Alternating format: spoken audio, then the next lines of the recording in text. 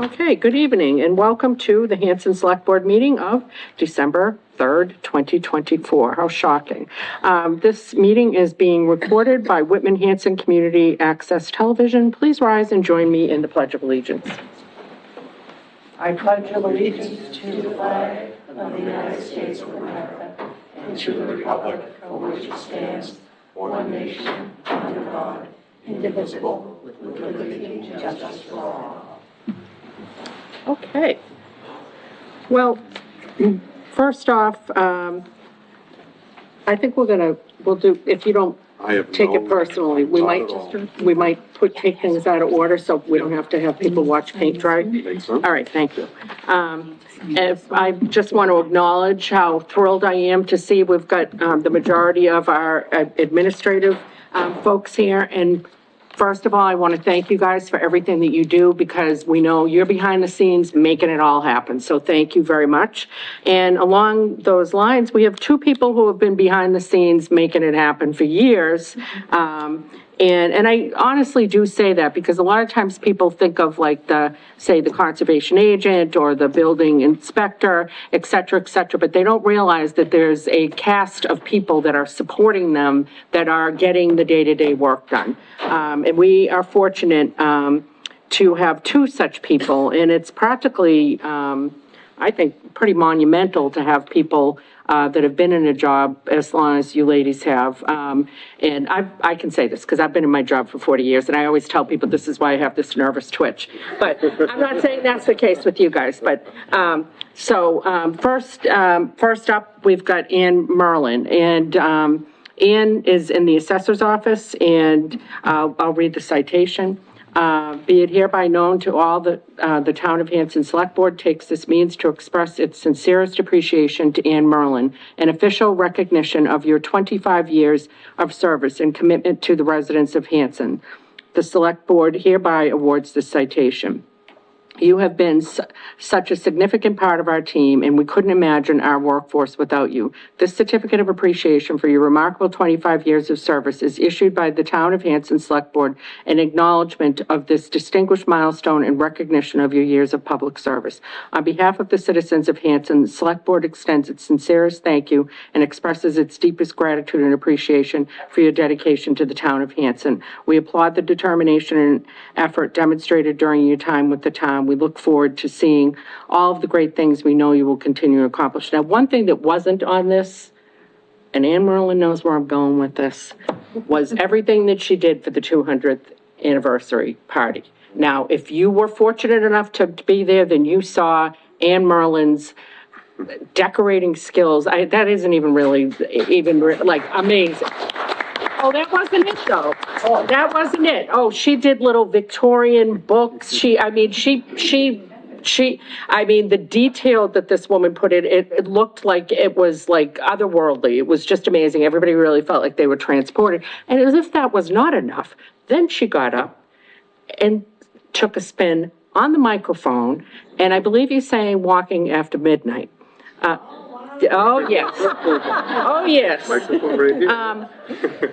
And she was amazing. Unfortunately, other people that took the opportunity that night, and I'm sorry, Senator Brady, but this is true, singing After the Loving, which people needed therapy over.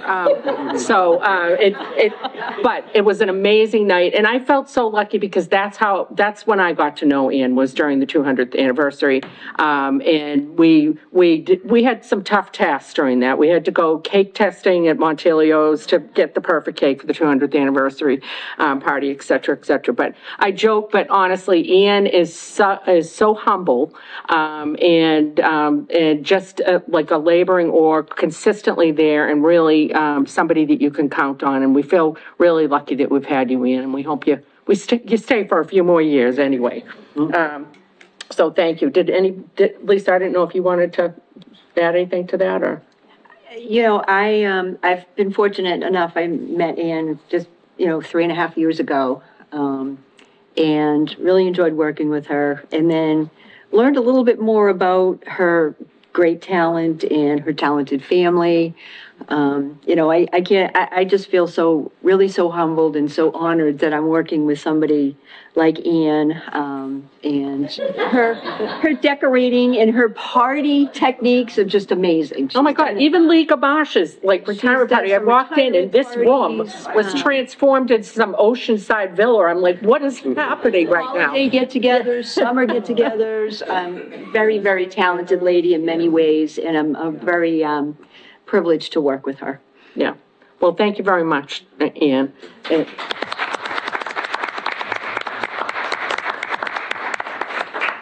But that's not all. And we also are here to recognize Virginia Costley. And unfortunately, this will sound eerily familiar, but the Town of Hanson official citation, be it hereby known to all that the Town of Hanson Select Board takes this means to express its sincerest appreciation to Virginia Costley in official recognition of your 25 years of service and commitment to the residents of Hanson. The Select Board hereby awards this citation.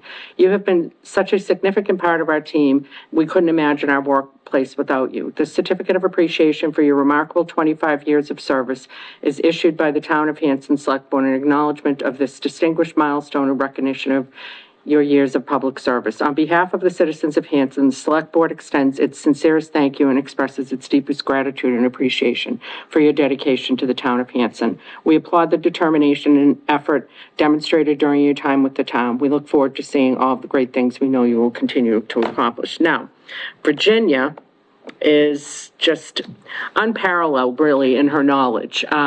You know, quite honestly, you know, yes, ZBAs come and go. We know this, just like select boards come and go. We all come and go, but you guys don't necessarily. Virginia has overseen all types of personalities and abilities and kept us on track.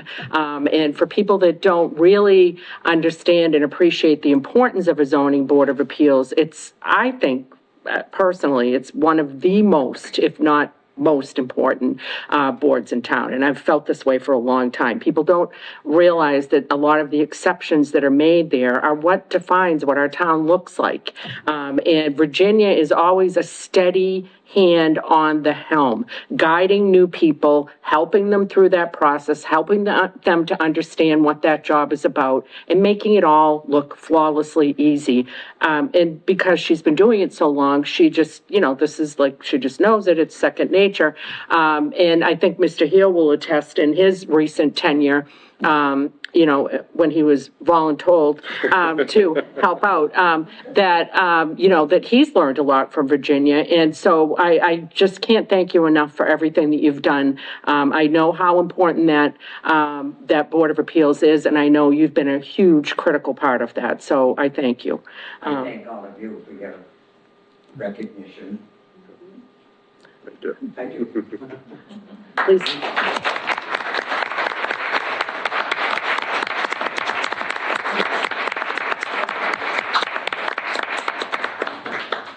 Did you want to say anything?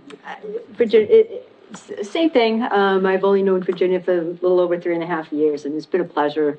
Always going upstairs and talking with her. Her office always smells so nice. Her wealth of, again, her knowledge in helping me with some history on some properties and things like that has always been so forthcoming. I thank you again with all that. And one of these days, hopefully, maybe you'll bring us in some of your chicken cacciatore. One of these days. Your famous kitchen cacciatore, which we look forward to, Virginia. So look forward to working with both of you for many, many more years. Thank you. Yeah. And I'd like to thank all the support from everybody here in the town, land use officers. Without them and their knowledge, I wouldn't have made it here 25 years. So thank you, guys. Thank you. Thank you, guys. Hopefully, onward to another 25 years. Oh, my good Lord. Oh, boy. That's another thing. You need to tell us your secret to the fountain of youth, Virginia. Everybody wants to know that. Okay, did anybody have anything else they wanted? I don't know enough. I appreciate the fact that you spell your name right, Ann. Ouch. All right, well, thanks, guys, and thanks for coming. Yep. Rob, can we take a brief recess? Get it. Okay,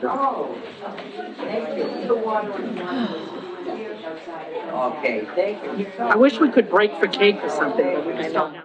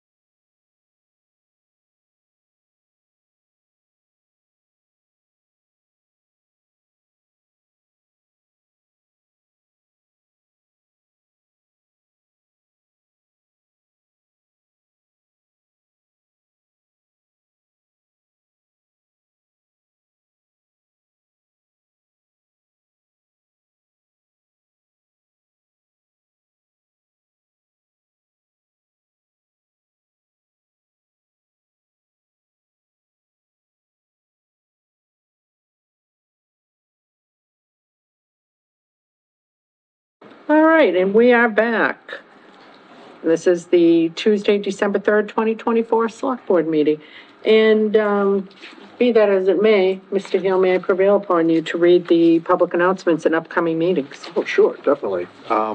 We're looking for citizens at large to become members of the following committees: the Bylaw Committee, the Cable and Internet Committee, the Economic Development Committee, Energy Committee, the Historical Commission, Memorial Day and Patriotics Observance Committee, Recreation Committee, and the Zoning Board of Appeals.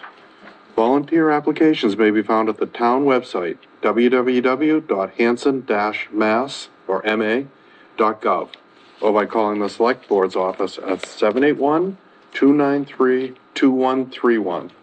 And the following upcoming Select Board meetings on January 10th, and then again on January 14th, a big break. December Excellent. 10th, I know, you guys really, yeah, we got a little chunk of time there. Now, There's one more thing we need to read. yes, but I wanted to, yes, there's another little flyer, but can you Okay. just hold 1 second for I that? sure can. Also, I want to make a shameless plug for the Hanson Holiday Festival, which is this Saturday from 4 to 7 p.m. on the Town Hall Green. If you have not been to this event, it is always quite amazing. It is the tree lighting, Santa coming in on a sleigh, and this year we are going to have the Grinch of Hanson and another Grinch. We will actually have two Grinches, because can you really have enough? I guess not. Then it will all be topped off at 7 p.m. with The tree lights. the fireworks. The fireworks. Okay. That is the pinnacle, is the fireworks. We've got a committee that has been working tirelessly, raising money.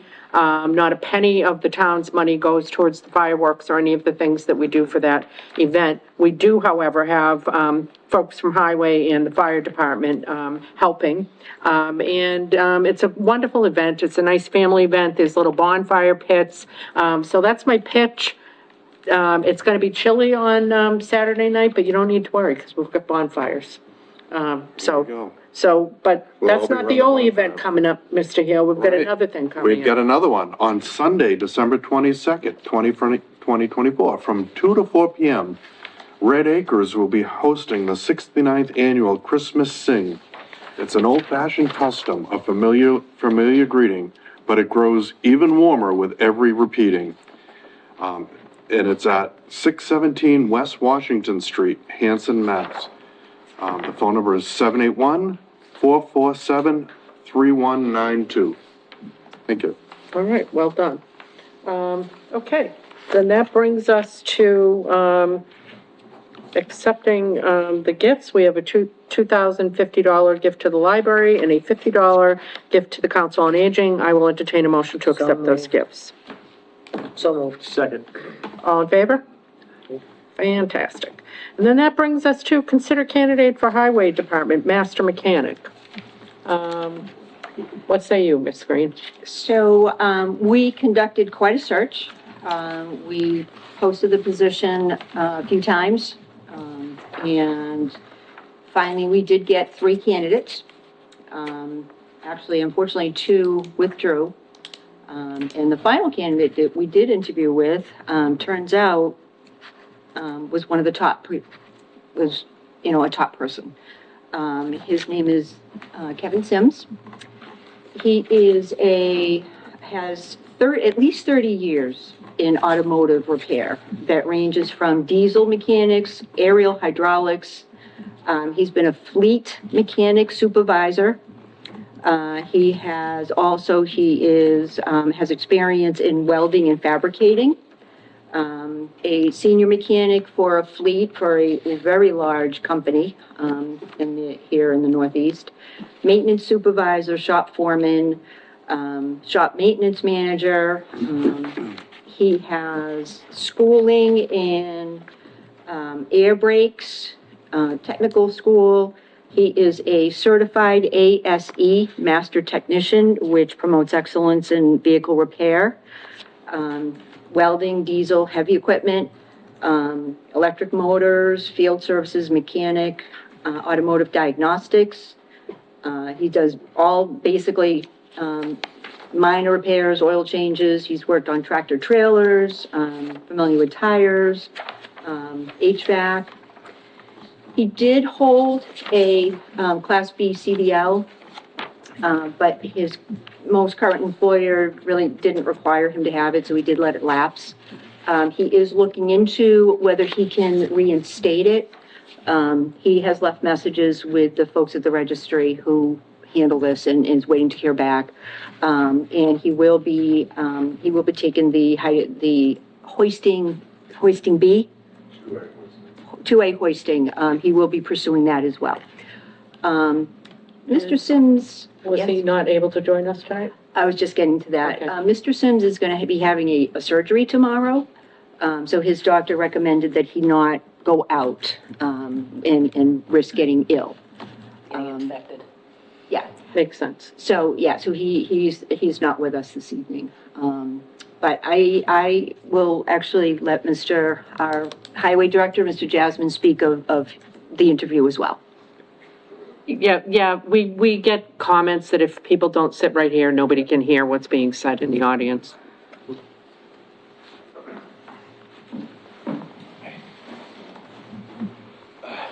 So, as you know, we've been short a mechanic for a little bit of time.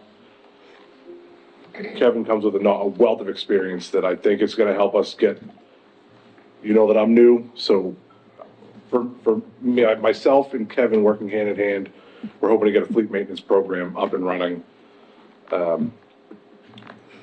Wealth of knowledge, I think he'll fit in perfect with these guys. He's not looking to bounce around anymore. A lot of mechanics do that, we all know that. I think he just wants a home now, and he's more than happy to make it Hanson. On top of that, we're gonna save a lot of money. Right now, we send everything out, from oil changes to minor weld jobs. It's getting pretty pricey. Yes. So I think with him on board, we're gonna be able to save a whole bunch of money. And is it our goal to, obviously, highway equipment will be his priority, but is it our goal to expand what he works on and potentially have him work on other departments' vehicles? Yeah, I'd be more than willing and happy to, help out as much as we can. Right when he gets here, we have a little bit of a list to get through here, especially going into the winter. It's gonna be paramount for him to be available, but yeah, oil changes, stuff like that, I don't see there being a terrible issue. Helping out, I know that there might be a police vehicle that needs a service. Yep. Recently coming up here, so I'd love to be able to lend a helping hand if I could.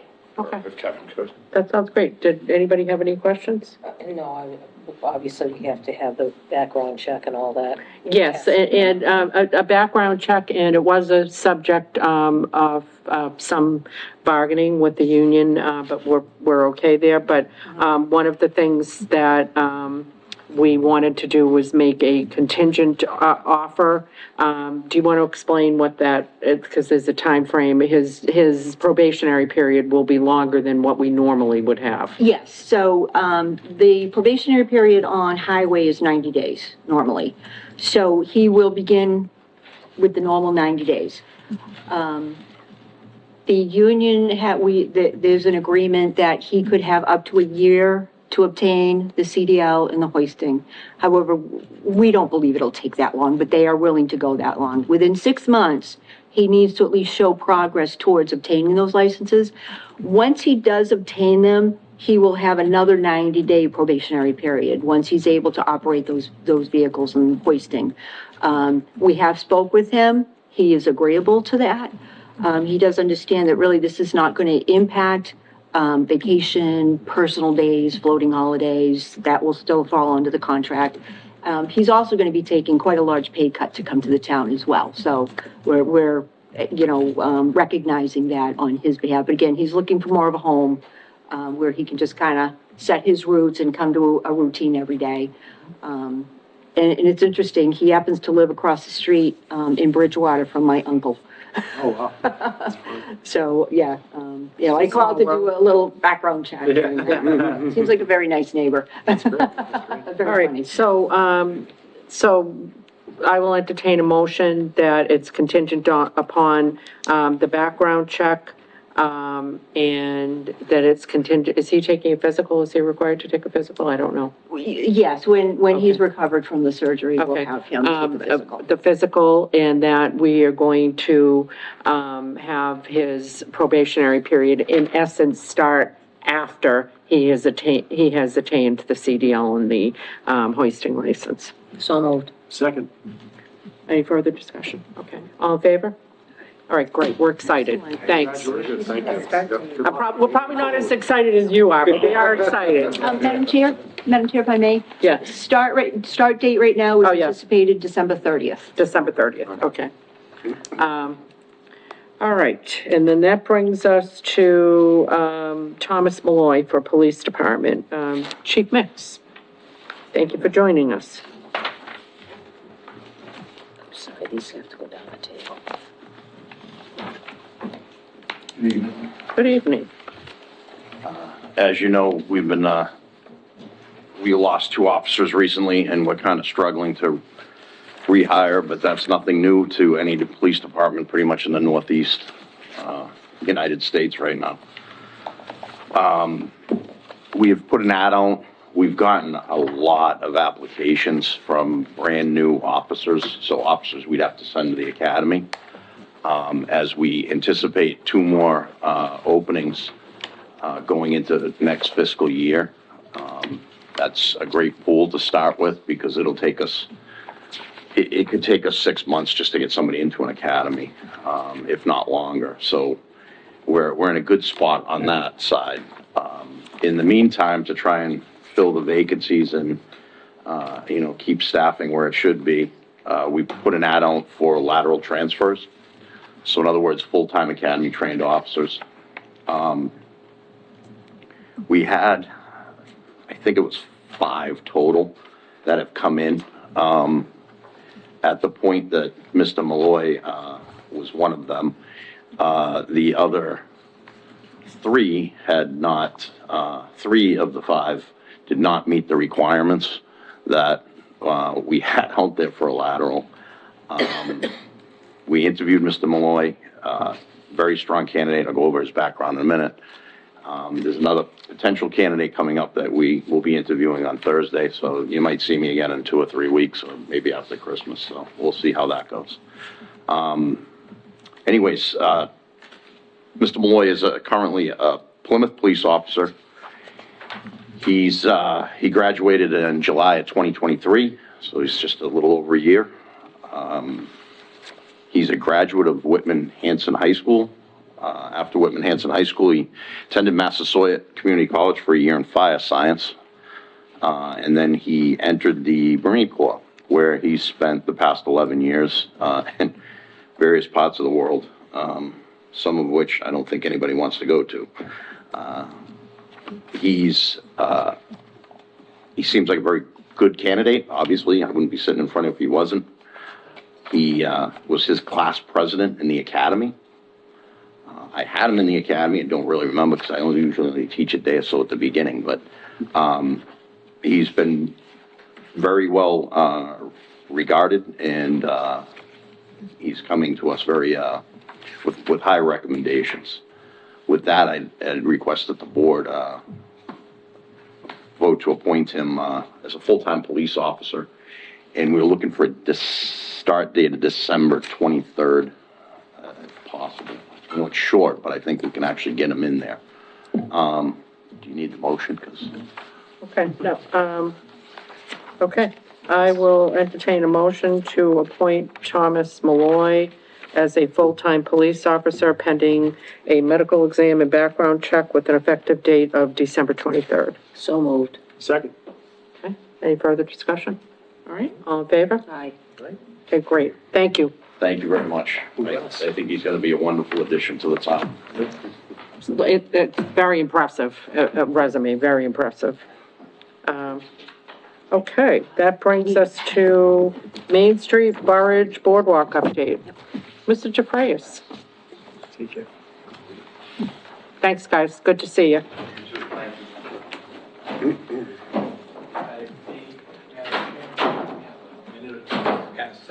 Oh, we can put our tap shoes on and talk about other things, absolutely. Private way plow list, Ms. McDowell.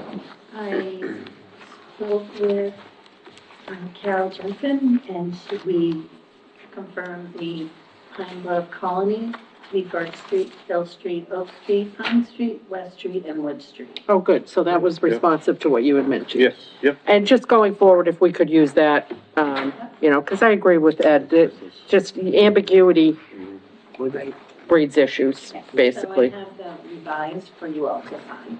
Okay, cool. So I will entertain a motion to approve the revised private way plow list. So moved. Second. Okay, all in favor? Aye. All right. And then, the certification of vote of Assessors Map 67 Lot 117, Ms. Green. Okay, just get to that. So this is just a formality. This was an article that was, passed at town meeting. I don't know which town meeting that was passed at.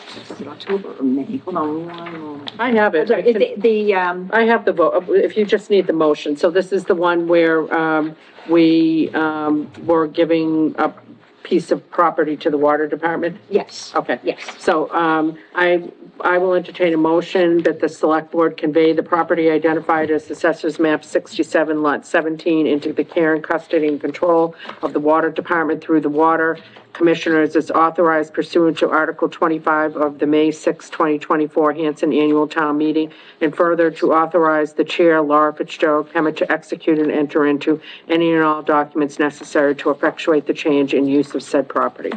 So moved. Second. All in favor? Aye. Okay, great. One point of order here, quick claim deed. A certain parcel of land situate in Hanson. I think it's supposed to say situated. Where is it? It's on the quick claim deed. A certain parcel of land situate in Okay, Hanson. we will correct that. Situated, Situate. because situate's not nowhere near us. Oh, All yeah. right, yeah, we will correct that. Okay. Autocorrect does that. It's the second paragraph there. Okay. All right, cool. You good to go? Okay, great. Then that brings us to, Mr. Jafreas, and welcome, Mr. Jafreas. It's always delightful to have you join us. We're going to talk about Main Street Burridge Boardwalk. Yes. in 2022, Town of Hanson received a few earmarks. One of the earmarks was for a total of $170,000, and that was to be split between 3 projects, one being the Bonnie House, the other being the High Street Park, and the third being a boardwalk along Main Street to the Burbridge. So we have had a consultant, company's name is Verdantis, take a look at that concept and see if it actually is a feasible project. So what they've done is, in front of you, they've given us a breakdown of 3 different options, and then they've created this map that talks about the 2 different options. So I put it up on the screen because it just, obviously, I can zoom in and it's much easier to read. So, first option, option 1 is new boardwalk through Burridge Pond Wildlife Management Area. The boardwalk would traverse from south of the former firehouse, which is on Main Street, and could either be 3,600 feet long, connecting to an existing unnamed trail on lot 42-0-60A, which is privately owned, or 4,600 feet long to connect to the Bay Circuit Trail. So if you see here where I have highlighted option 1 proposed, so what they're talking about is this little spot right here is the firehouse. And I'm just going to give that a little bit more. So that's the firehouse. So in essence, you'd be creating, let's say, right along this line is what they're talking about, a boardwalk, if you will, through what is the Burbridge. And you can either connect to, there's this unnamed trail, if you will, that comes across, it's on private property, and heads towards what would be the Hubble property and Crooker Place. Okay, I was just gonna ask you where Crooker Place, okay. So Crooker all right, Place is yep, right here. Okay, Or, so that's the 3,600 feet, the 3,600 foot long trail they're talking about. The 4,600 foot long trail they're talking about is you bypass this and come all the way down here, which is along in the Burbridge, which is part of the wildlife management area, to the trail here that's, I believe it's, I think that's part of the Bay Circuit Trail. So that's option 1.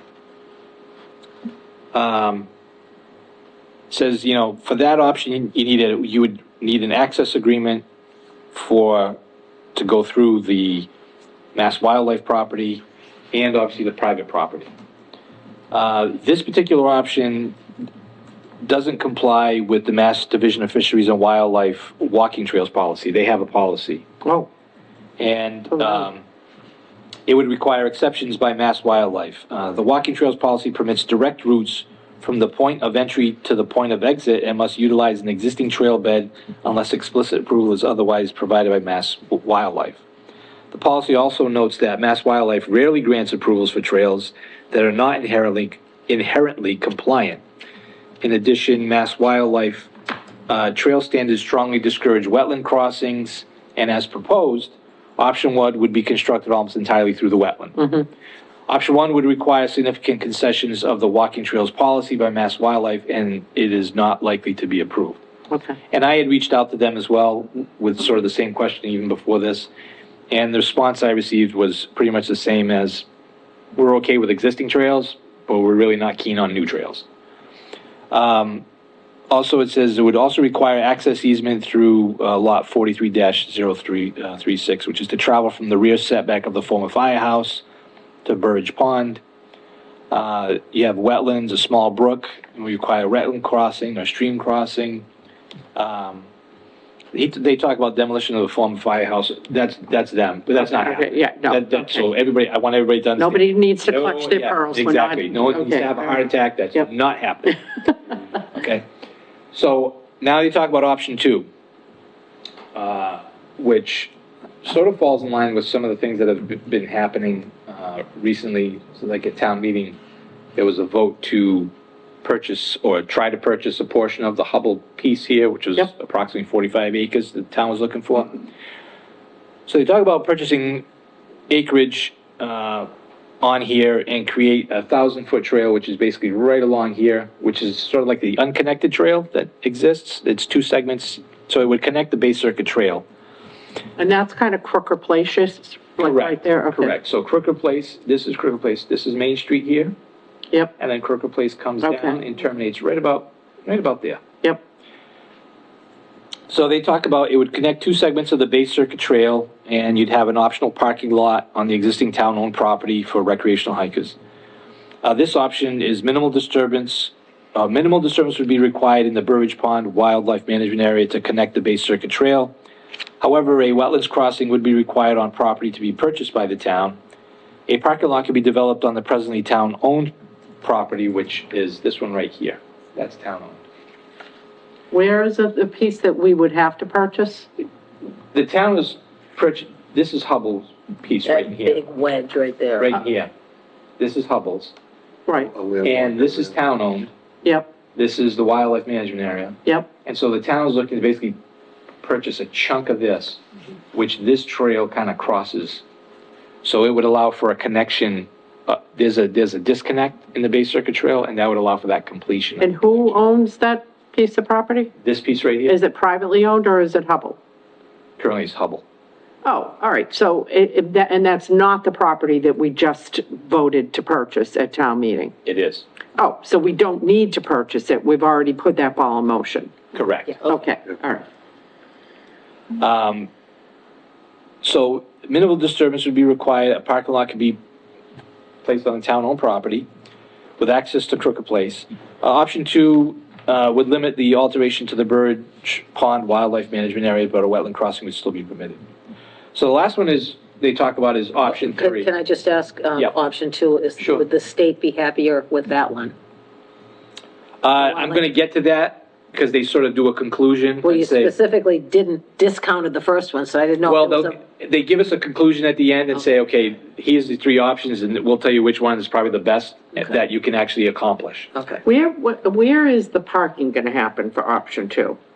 I'm struggling There with is- that. there I know that I know, but it's It's small. really Yeah. How much pathetic. are you talking Yeah. for parking? How many spots? I think Well, I think if 2 or you, 3 where I think where it is now. if you wind up purchasing that 45 acres, you know, you could probably make some expansions there. There's this piece here, is town-owned, so, you know, there's options there to create some additional parking. And when So we're we might talking be about able- parking, I don't think we're No, talking, no, we're not talking like a huge parking lot. No, we don't need stadium parking, Exactly. but we do need, I mean, you'd say, I mean, that's pathetic, the parking that's there. No, I agree, Yeah, but we yeah. also have other places where there Yeah. is parking, Yeah. which you see 2 or 3 cars maximum, so. Yeah.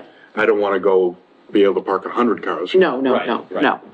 So then they have the third option, which is option 3. And so option 3 is near the firehouse on Main Street, and that would provide a vista to the Burbage Wildlife Management Area, but doesn't directly connect to the Burbage. You have a piece of property, and they have an expanded detail.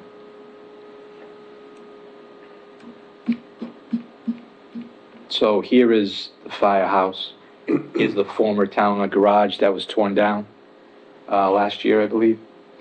And this is the Burbage. So this option, 43-036, which is this property here, this is privately owned right here. So you can see that we don't exactly connect directly to the Burbage. So to connect to that, we would need an access agreement from the owners of this property. Under this sub-option, a wetland crossing or stream crossing over Meadowbrook, not one word, but 2, cuts across that property. So you'd have to cross that to create a lookout abutting and having access to the Burbage. Creating the vista with no connection to the wildlife management area, as in just on our property, would not require access agreement, nor wetland, nor stream crossings. So in their conclusions, they say that option 3, a standalone vista, has the least no ecological impact and requires no access agreement It does not, however, provide direct access to the Burbage. Exactly, which So is what the whole purpose is. Right, so Yeah. you're on your own property and you can kind of see it through the trees. Option 2 would be the most likely permittable option to provide access to and through the Burbage. It has the benefit of providing the missing connecting piece of the Bay Circuit Trail, which might be desirable to Mass Wildlife. This option would require either a purchase of or an access agreement to the portions, which is the Hubble property. That's what they're talking So about. we already have. So you've done already got that ball rolling. Yeah, yeah. Option 1 is likely not to be approved by Mass Wildlife, would have the greatest ecological impact to build, and would have the highest construction cost exclusive of property purchases along of option 2. So combining 2 and 3 would provide visual access to the Burbage on currently owned town property and provide direct access to the Bay Circuit Trail from currently owned and potentially expanded town property. How So- large would I mean, just for so like the Economic Development Committee, which originally was like the genesis of this, we were trying to attract people to the Burridge from Main Street.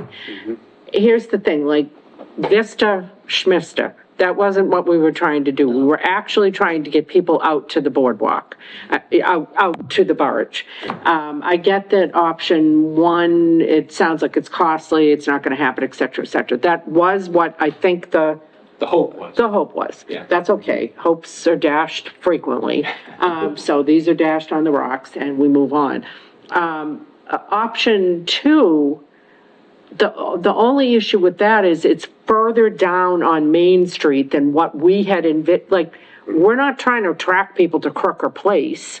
It's a narrow street. I know there's been concerns. Somebody had wanted to have a business at the end of the street. The neighbors weren't super jazzercised about that, nor would I have been, because of the traffic flow and everything. It's a very small little, quaint little Street, yeah. private street. Yeah. So I'm concerned about parking and then additional traffic going through there. And on top of that, it really isn't meeting what our original objective was, which was to bring people further up, right off of the train station into Burridge, like up off of Main Street.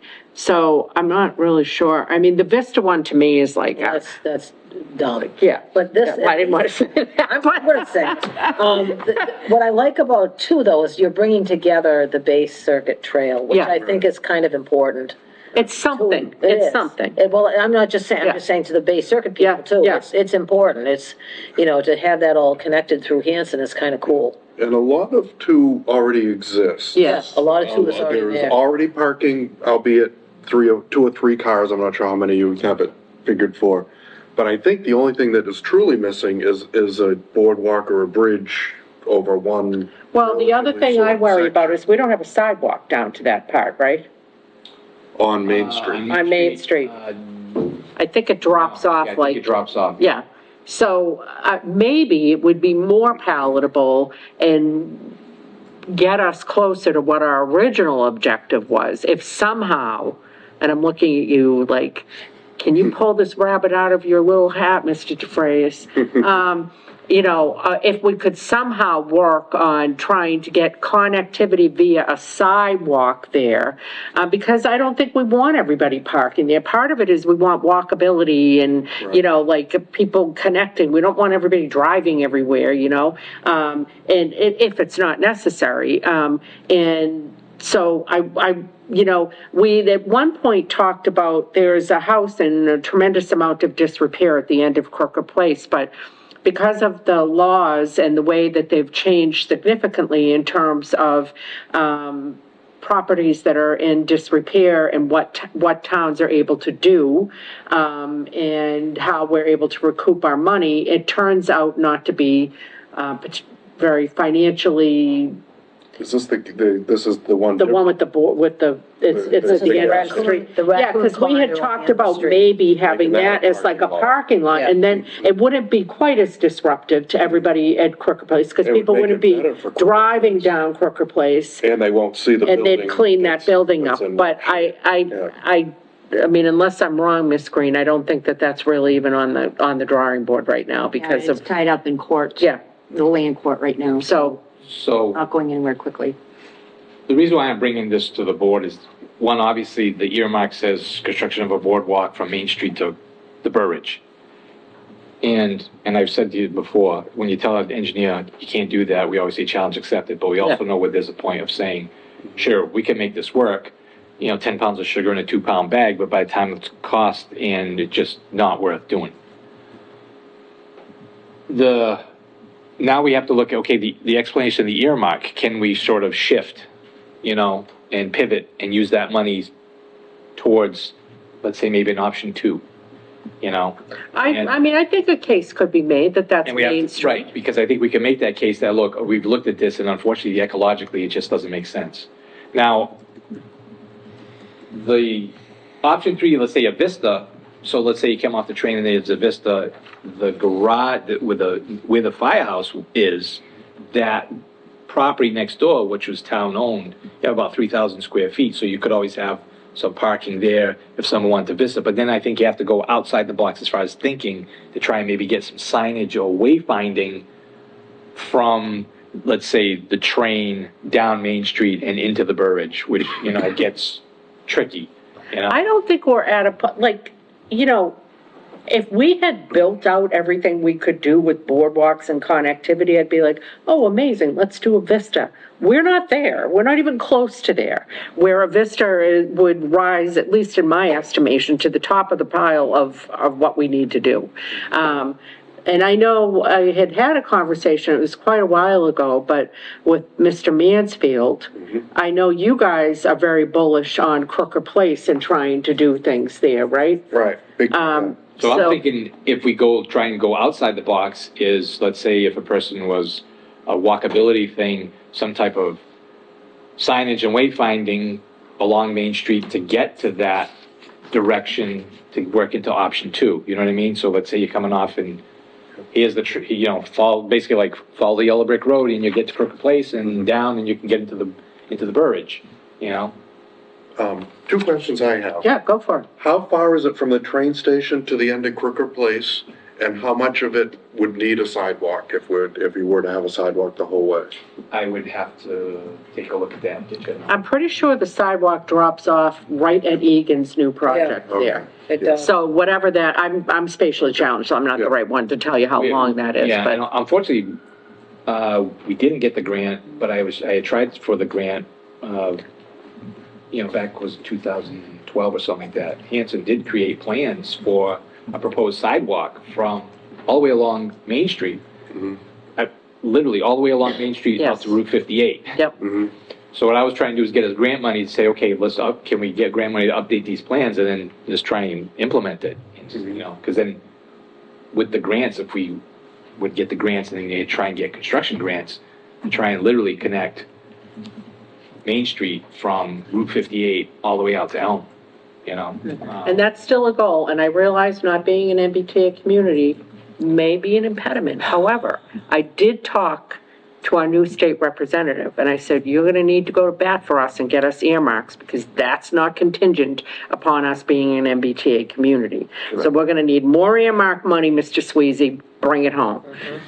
So that would be one thing, like the sidewalk money, I would like to talk to him about. And I think he's gonna meet with the department heads at some point. I don't know if that meeting has been set or not, but, No, not as far as I know. but I know he had talked to Lisa about it, he had talked to me about it, just to figure out what you guys think you need, how he can help. And of course, I said to him, work on the MBTA community and get us money.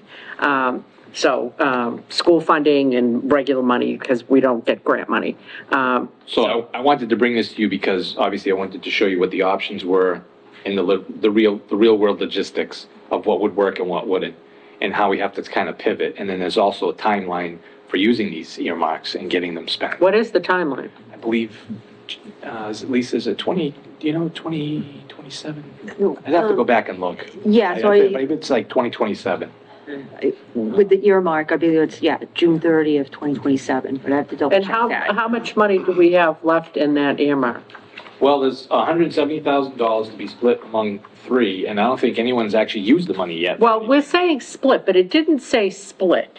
No, well, It said- it's towards the three projects. Towards So- three Right, projects. so It it's- didn't say Right. evenly. I mean, Yeah. if, you know, the three groups want to do a Thunderdome, two people in, one person out, and fight for the money, that's up to I them. don't really see it as a Thunderdome, because, correct me if I'm wrong, but, I believe all of them are, committees appointed by the select board. Yeah. So I think it's a matter of us determining what the priority is, and then, deciding how that should be apportioned, and then each group will work with the amount of money that we decide. I mean, I'm not trying to be that way, but I just, like, I think to me, it's not up to those three groups to battle for the money. It's up to us to determine what our priority is, and then we'll spend accordingly. So it was I the mean- park, Us this, to and have- what was the third one? It was, Bonnie House. yeah, Bonnie Bonnie House. So I mean, if you did a split three ways, you're just under $57,000 each group gets to use So it's towards the their Bonnie project. House? Bonnie House, the High the Street bridge? Park, Oh, High Street yeah, Park, okay. and then, And this. this. I have to say that I really think the High Street Park should have priority over this. I really Keep in do. mind, however, that High Street Park has access to other money, which the other two, which actually, these two projects don't. Community preservation is a huge source They of can- money. they for can come through for that? absolutely, Okay. yeah. Well, I don't want yeah. to see that go. I really Yeah. like that idea. I guess if think we're it's making a nice- decision, we should probably kind of decide Well, how, an option, and how then we much, need to know how do much. we know how much this would cost That's what I to do? definitely need that. Well, if you give me an idea and say this, okay, we're looking at these, we'd like to pursue, let's say, option two, and then think outside the box maybe of wayfinding, then we can try and get a better idea. I can get an estimate from Sabre. I think, do you guys disagree that two is the one we should try, if we're gonna do anything? this too. Huh? If we're gonna do, and then the other thing I would say, as far as the other projects, I really think we need to get proposals from the other two groups about, if, let's say we do split it, one third, which I'm fine doing that, like, I don't really have a problem with it, but I think we need to, I don't want people spending money just for the sake of spending money, like, they have a plan of, we wanna do X, Y, and Z, and more I'm thinking at the Bonnie House, Now, you know? who's working on the Bonnie House? Well, I think Dave Mansfield and the Historical Society and Kurt Tarvis and those guys, but I don't know who's taking the lead on that. And I know who's taking the lead on High Street, so, all the money, yeah, so I'll yeah. recuse myself Yeah. from it. you don't have to recuse Don't yourself. recuse yourself, we need Yeah. you. So, if I'm on you remember, conservation. Madam Chair, we did have a meeting with representatives for the Bonnie House, and said, We need a plan. Get us something, and I haven't heard anything. What we actually said was, we need a project plan Yes. that talks about the sequential order of what would be done, and then that you would work with them on procurement. Right. So maybe it's time to circle back and just ask about the status of that. Yeah, but what I do want to add is, Yeah. Mr. DeFreitas and myself met with, what was the name of the company we met with on that, out at the, High Street Park? The architectural landscape group, Yeah. Lula. And we had actually a great, walk with them, we walked the whole property. They're very, very excited to work with us. And fortunately for, that type of service, we don't, procurement is not required for that type of service, but, these three women, they have 30 years plus of experience in designs of that exact type. And what they were very focused on was, saving money, how you can do something better with saving money, how we can, basically achieve goals by doing less, saving money, but achieving the same goals. Low maintenance. Low maintenance, Yep. but high, returns. Okay. So I was very excited to hear them talk. They knew what they were talking about. They've done work like this before. So they are working on a proposal for us.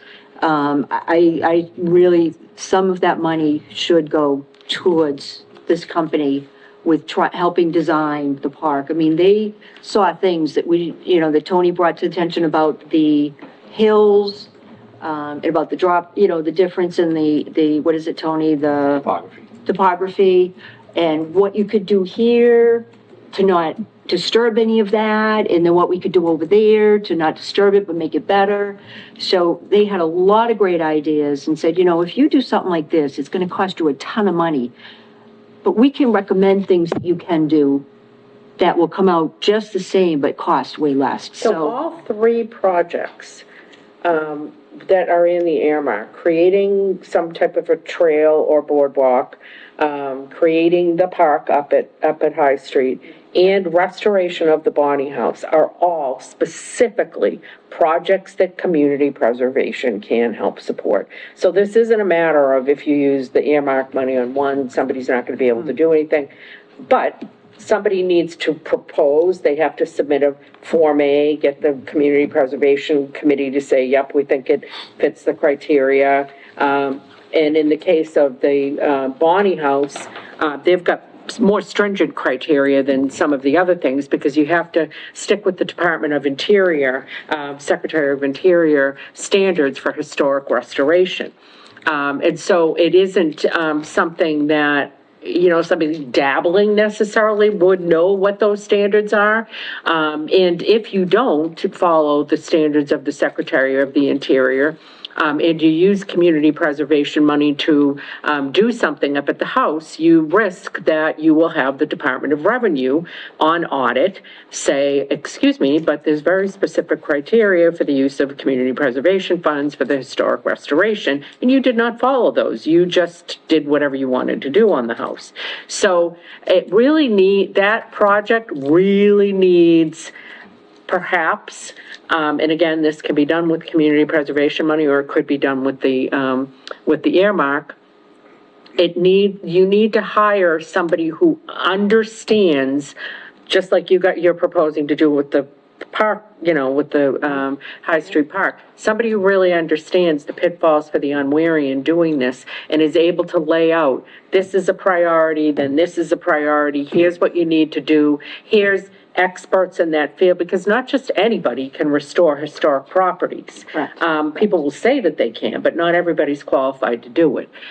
So that is a project that's going to need, I think, maybe some more hand-holding from you and perhaps some even hand-holding from a third party that really appreciates what needs to be done. The fact of the matter is, whether you think we should be spending money on the Bonnie House or not, it's a town-owned piece of property.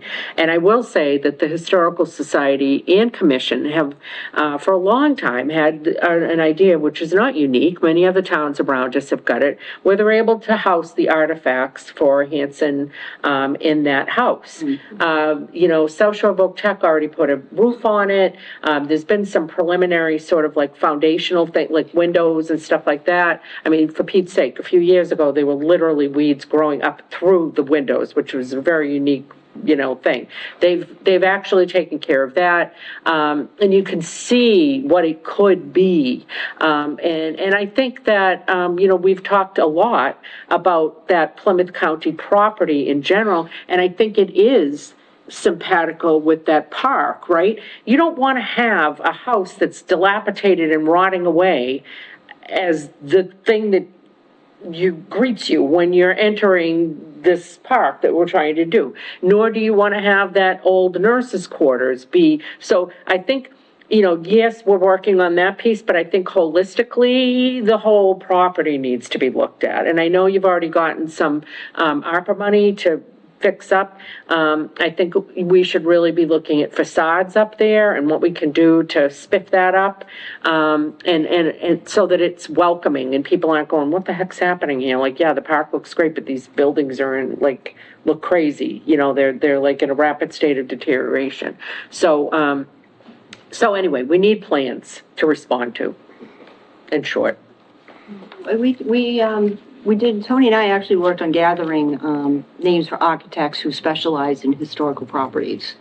So we will have to reach out and you know, have some site visits and get some proposals from them. My understanding is that, you know how this works. I mean, you know, we're all volunteers and we have different things happen in our life, and maybe at the time at which you've signed up to do something, you had the capacity and then things change. So I think that there may be a little bit of a changing of the guard there. And so I would just say, you know, try to reach out. I know Mr. Mansfield is involved in some way, so you may want to start with him and pick up that conversation that you and I had with, you know, with the folks from the Hanson Historic Commission. Okay, I didn't really mean to go on and on and on, so sorry about that, Mr. DeFrayis. Okay. So Okay. if you just sort of come back to, the idea is, again, wanted to show the board, you know, we have this money, here's what we'd like to do, but here's what the reality on the ground really gives us, what the reality on the ground, what the options are. And so that's what I brought to you. So, you know, if you have an idea of, well, look, Vista, no. Is there anybody Yeah, that feels option that one we is, should do anything other than ask Tony to look further into option 2?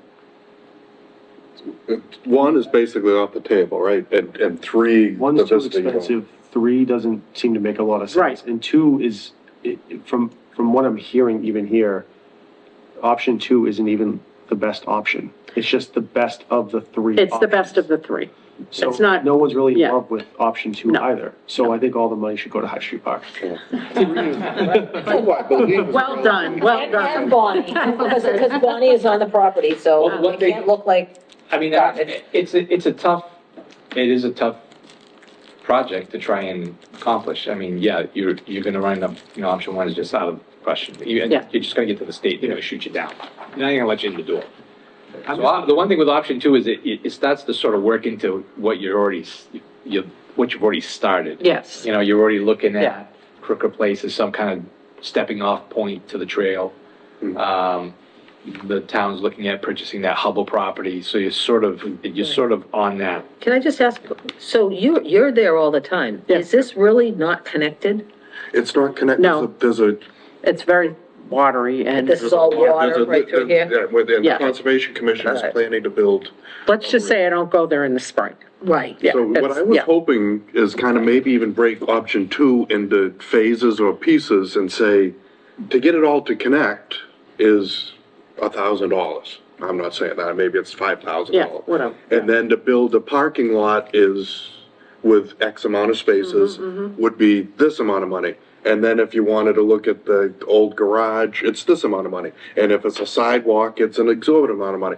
But Yeah. kind of saying, well, maybe we just connect. Chunk it out a little. Maybe we just Yeah. pay for $5,000 and just build the bridge. Yeah, make And these things think about the connected. parking And I think the same thing Yeah. about the High Street Park. Obviously, it's not all, you guys have been saying for years, you gotta just start somewhere, get something done, and then build on it. And it's the same thing with the Bonnie House, like, but, you know, gotta start. it's good to have like like an overall vision and then chunk it out. Like, okay, this is what we can do in the next For year. me, I think that's what the plan needs to kind of be, because and I know I'm biased, because I'm the most involved with High Street Park, but Bonnie House is the same thing. You have something tangible in front of you. Does this project reasonably move Hanson in a positive direction with a finite amount of money that would not be better used somewhere else? I do think the conservation guys think it does, and they've been talking, aside from the Economic Development Committee goal, this has been a goal for conservation. Believe me, Yeah. I completely understand. Yeah. I'm not trying to knock it. Yeah. I'm not saying that we shouldn't do that. I really am just looking at it from the perspective of, when you have a finite amount of money, what is the best use to move Hanson forward out of all these projects? It's kind of like having 3 credit cards, and you're just, instead of just taking all the money and paying one off, you're spreading it amongst 3, and you still have the debt. You didn't really make an impact. Right. So that's So, why I I'm was just looking- yeah. suggesting that once we look at option 2, we could say, option 2 is just gonna be that bridge. We're just gonna get 5,000. I can And the get rest into of it goes Scott, yeah. over to, you know, it then, but I think at a minimum, the bridge needs to be made just to connect to connect. I mean, for me, I guess I just feel, like I'm responding to something that's just like in the ether. Like, I'm much better if I'm like, okay, we need $10,000 to do X, we need $5,000 to do Y. Then I know, I embrace all of these. I want to improve everything. I tend to agree with you tangibly as far as the day-to-day, like, if I think about, okay, how are we gonna impact the largest number of people? Like, if that was the lens that we're looking through, 100%, it would be High Street. No doubt. I mean, to play devil's advocate, 175,000's a drop in the bucket for what High Street needs. I'm not advocating this for High Street. I'm just saying, like, I'm basically piggybacking on what you're saying, we need to look at like a larger Yeah. plan, because it's impossible to figure out, like, is that the best use of $5,000 to put it over there? Is it? Right. We don't know. Yeah. We don't know. How is Bonnie House gonna use that same $5,000? How are you gonna use that same So $5,000? I'm just, it's a long, Yeah. what a scenic route, no pun Yeah. intended, talk, we need plans, I guess. Okay, yeah. One thing with this money is, I'd like to see, we get earmarks, you get grants, and you get this money and it winds up going to consultants. And I'm not knocking consultants. Yeah. Because we need them.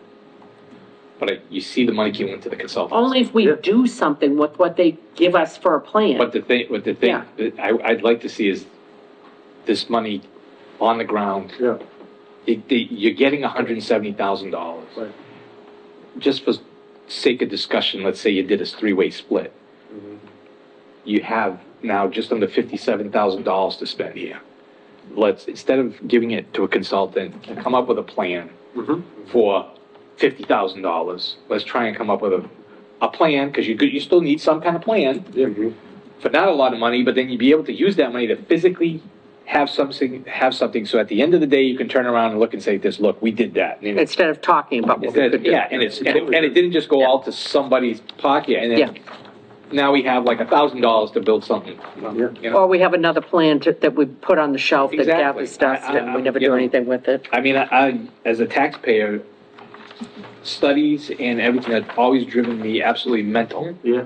Because I always knew that, because coming out of the engineering field, I've been like, oh, the study for like $70,000. Like, man, mad skills. That's a lot of money. Yeah. And just winds up sitting on the shelf. Yeah. So with this monies that here, I would like, again, I wanted to show you what your options were, what, what we'd like to see, but unfortunately what physically is there and what the impediments are. Yeah. And if we're pursuing option 2, then yeah, let's try and use some of that money to make some of those things on the ground that can be used for the citizens. Well, I mean, can we ask that you circle back with, do people generally feel okay with just splitting? And I'm like very neutral with just splitting the earmark. And so everybody Splitting it knows, because part of the problem is nobody knows what they have for money to spend, right? Yep. So like, how do you know what you can do if you don't know what you've got for money?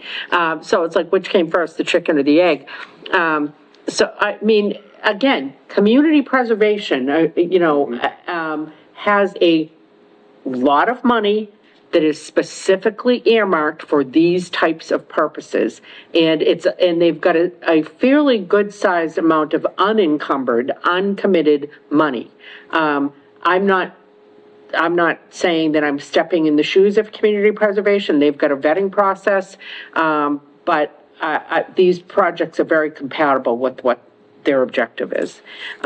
So on top of this money, we've got potentially the community preservation money, and then whatever earmark money we can get. I mean, how do we move this forward? How do we get something done? I'll just make a motion to split it up 3 ways amongst the 3 different, and that's it. Okay, then I. Second. Okay, okay, great. All right, so that's official. Okay. So now you can tell everybody they've got those dollar amounts. Okay, so now here's my second question to you. Out of the 3 options, which one would you prefer to pursue? option two. Out of this I don't even think the other two are even options. Yeah, they're not really options, so Yeah. make a motion for option two. option two, and then So moved. Okay. it'll All be in the favor? bridge and Yep. maybe a park. Well, we're not getting to that level. I do know Okay. why you want to get to Yep. that level, but okay. Yep. Option two with the gun to your head, Ed. You have to say yes or no. Okay, great. So, thank you, and Thank you. All right, thank you very much for that. And are you, One slide. sticking with us for the CCC compliance update? I think the update is what the board has maybe decided based on, did you look at what the requirements were, and was there any edits? So I think that was the homework. That was our I wasn't homework. here. Did anybody have an opportunity to look at it? I mean, quite honestly, wasn't this dictated by the state anyway? I mean, Yeah, we have no say. it's, It seemed pretty correct. Correct. be real with us. How much of a wiggle room do we have here? I mean, Right, I mean, again, I think we just did it. as we spoke of last time, is, the language was written up by town council Yeah. to conform. It's if the select board creates the policy, if the policy's in place, you're compliant, and then, as you had spoke before, go to town meeting next May and ask the voters if they want to issue, stay one license as you have, yep. or issue more than one license. I do think it's important for us to get the policy in place because without it, we don't have the control we need to have. We don't have. Right, and then it opens you up to that. And it seems like there are many different areas here where we can mess up and not go the right way. That would be I wanna the make sure understatement, we- yes. Yeah. We do everything within the time frame and, There's a lot of pitfalls for the unwary. yes. Yeah, I think, even though town council is very expensive, I think they're obviously an asset, and if you follow what they tell you to do, or if they create the language, I mean, that's what they're getting paid for. I think it was just a lot to take in. Oh, absolutely. And then it was sort of like, oh, yet again, another unilateral decision by the state. So, we were just, it was a whole thing.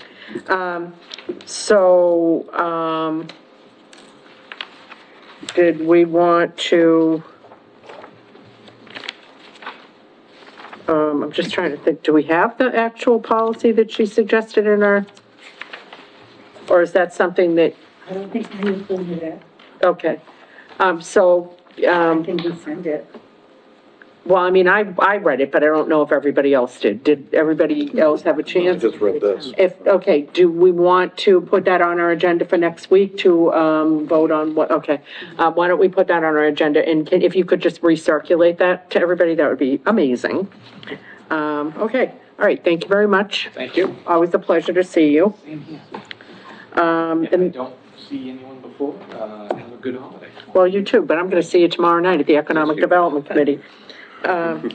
Okay, that brings us to, meeting minutes, of November 12th and November 19th. I will entertain a motion to approve.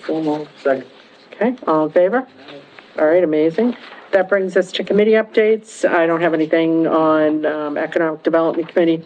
Whitman Hanson Regional School Agreement Committee, Ms. Green, did you want to give a brief little update on that one? So we did meet, and basically they are, looking at, there's a lot of, I guess, the concerns regarding language on the formulas for the busing and the assessing, as far as how they're assessing the busing. So, Well, the last meeting, we didn't talk about that at all, because there were people that were absent. We did come to some agreement on, things such as it will be required, there be a 2/3 vote on, a list of financial decisions, that the school committee needs to make, and the thought process there is, although it doesn't get us another seat for Hanson, it does assure that it will not really necessarily be along the lines of town, because you're requiring a At least 2/3 one, vote. yeah. So there's agreement there. The next meeting, I believe, we are going to be focusing on the busing costs. And I know we've discussed it. I feel very well armed to represent what the board's thoughts are on that. And if you hear a primal scream, you'll know it did not go well. So stay tuned for that. All right, did you have any updates on High Street? Nothing pressing. Okay, what's happening with Highway? We're gonna resuscitate that little puppy? Get going with. Now that we've got The new guy. yeah, now that we've got a, So we do have a new guy, and, we are gonna ask for a highway committee meeting. Tony and I talked about, new highway buildings and how can we do this very fiscally responsible. So Tony's been reaching out to, some of the modular buildings and steel building companies, just based on what we're looking at for the senior center.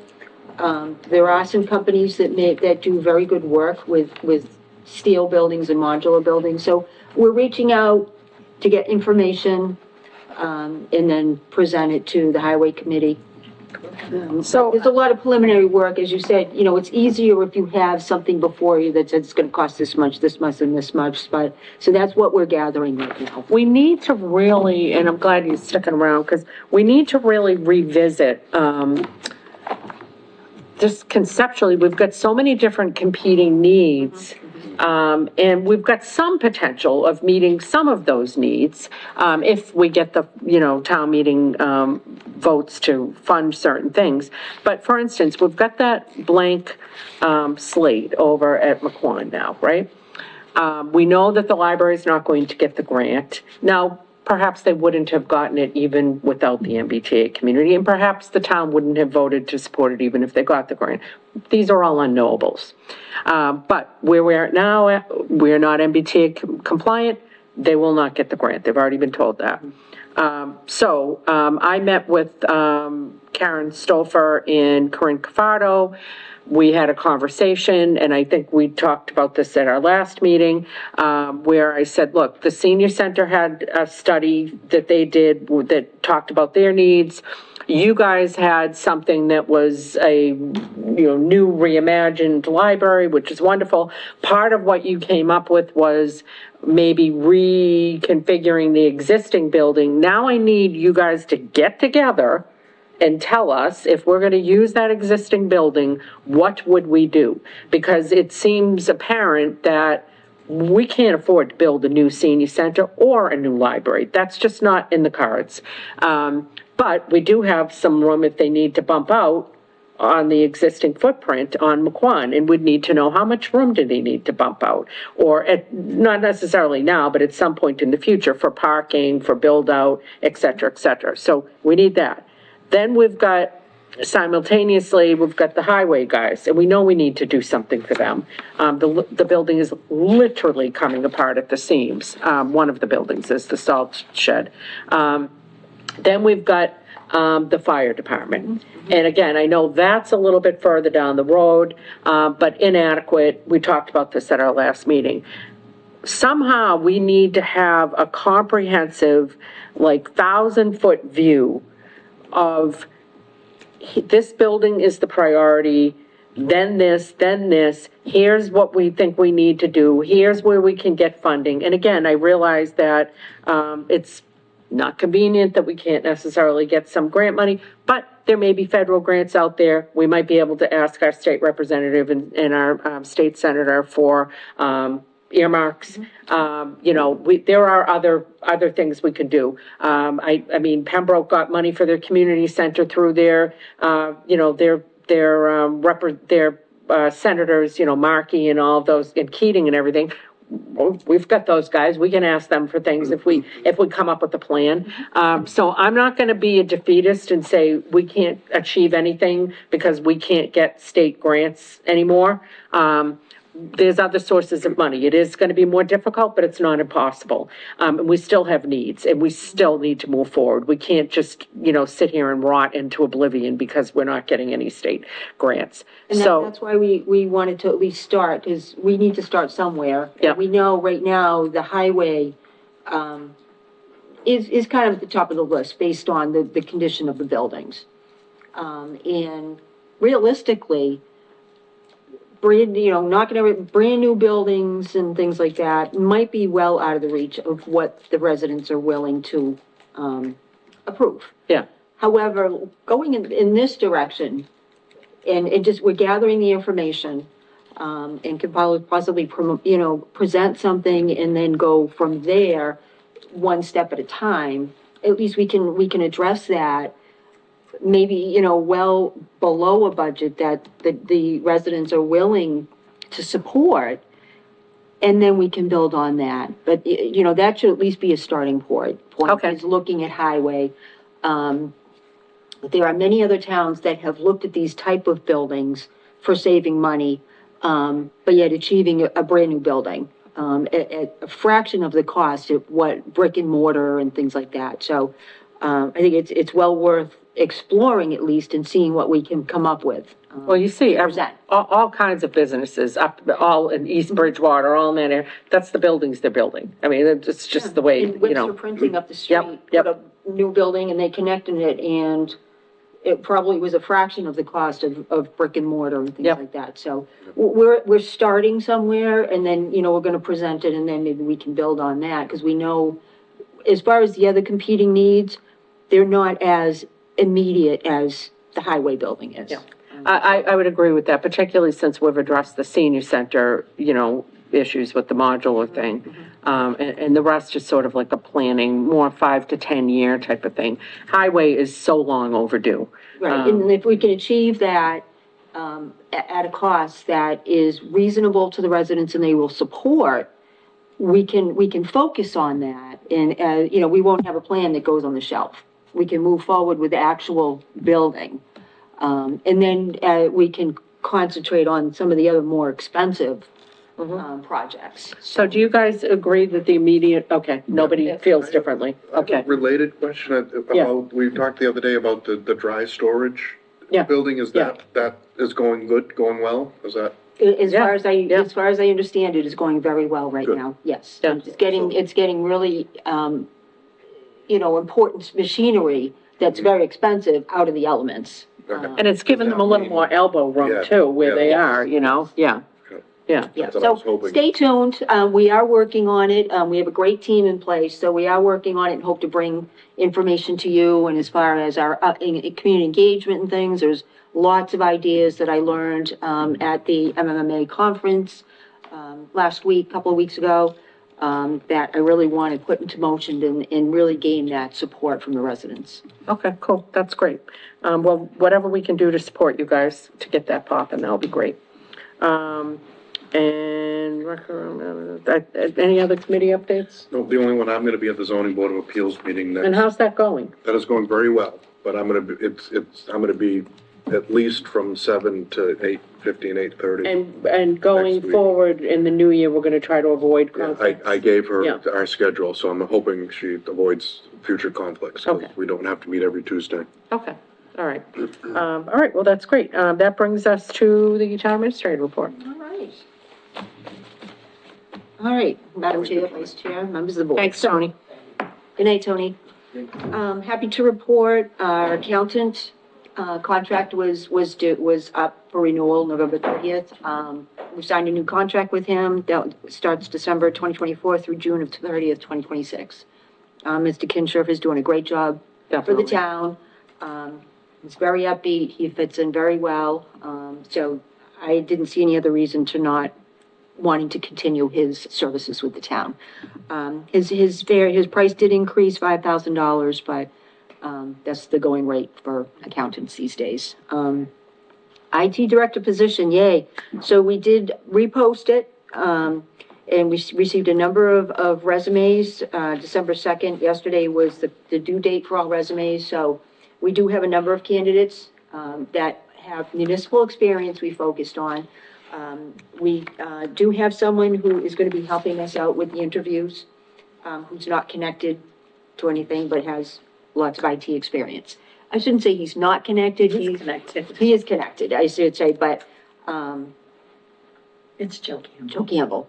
Oh, okay. But, he okay. has a lot of IT experience, so, he is happy to help us out with He told vetting me the that he would, resumes. yeah, he told me he would, And yeah. hopefully we'll be setting up interviews for maybe later this week, early next week, so we can finally get someone on board.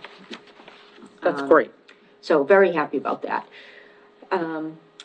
finally, this has been what, almost 2 years in the making? I was able to finally connect with the Mass DOT Highway Division, and submit all the required documents that they forwarded to me regarding the McQuon, the TIP, the subsurface utility engineering, the SUE, that we got that $100,000 earmark probably almost 2 years ago. Yeah. But it's taken us this long to basically get the breakdown from environmental partners, get who the contact was, and then once we had a contact, we had to find out who the other contact was, so got the person, got the paperwork, all is submitted. The state has it now, we're just waiting for the state to sign the contract, and once they sign the contract, which they say will take 6 to 8 weeks, I hope not, but once they sign the contract, then hopefully we will receive the check, because we already submitted the invoice. So we're just, well on our way on that project finally. I did reach out to Tracy Costa of Redandus. She helped us with the brownfields assessment out at Hawks Ave. To talk with her about, she did mention at one point that the DEP possibly has a pot of money that could possibly help us out with the cleanup. I did reach out to her. She was gonna reach out to her people, to see what the criteria was and things like that. I'm waiting to hear back. Hopefully, they have not been impacted by the MBTA communities, but she will let me know as soon as she finds out. Have we heard anything else from Mass Division of Wildlife and Fisheries about that property? Yes, as a matter of fact. So I did receive notice from, Joan Pierce of the intention of the state to acquire that piece of property. I did not receive any more information. They just basically provided us notice. To acquire it for nothing? Well, again, there was no more further details other than the notice that they are interested in acquiring the property. So I have to look and see. Wait a minute, just to clarify, which property are we talking about? Our light control or the Hubble piece that isn't the piece, the other piece of that back property there? Oh, let me double check. Because we have a lot of different properties in play where we're Yeah. contiguous to them. I suspect that it's probably the currently owned by Hubble property of which we just acquired 45 acres at town meeting, or we're in the process of. Yeah, let me double check here. You can get back to us on that, it's fine, you don't have to answer Yes. that. I was thinking it was our property, but. Yeah, Let's see, the first parcel is the 1.63 acres, and the second is the 41.5 acres, so, those are the two properties.